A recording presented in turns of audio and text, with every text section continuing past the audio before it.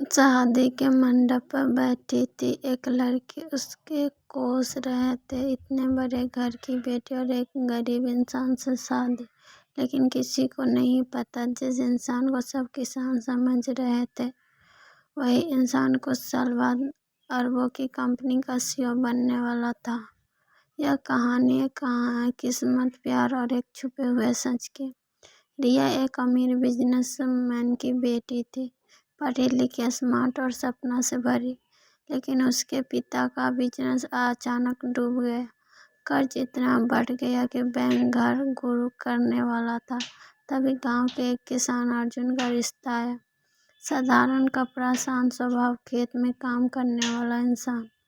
रिया के रिश्तेदार हंसने लगे, यह शादी नहीं बर्बादी है। लेकिन रिया ने देखा, अर्जुन की आंख में घमंड नहीं, इज्जत थी, और उसके लिए शादी हाँ कर दी। शादी के बाद रिया गांव आ गई। मिट्टी का घर, बिजली की दिक्कत, खेतों की मेहनत, गांव की औरतों के ताने मारते शहर की रानी अब गोबर उठाएगी। लेकिन अर्जुन कभी ऊंची आवाज में बात नहीं करता। हर रात रिया से पूछता, थक तो नहीं गई? एक दिन रिया ने पूछा, तुम पढ़ लिख हो फिर किसान क्यों? अर्जुन ने सच बता दिया। वह एक अरबों की टेक कंपनी का मालिक था। उसने दिखावे से दूर रहना चुना। उसने बताया, मेरे पिता ने सिखाया था इंसान की पहचान पैसे से नहीं होती। वह गांव में रहकर अपनी कंपनी रिमोट चला रहा था। किसान बनकर जमीन से जुड़ा रहा चाहता था। रिया रो पड़ी।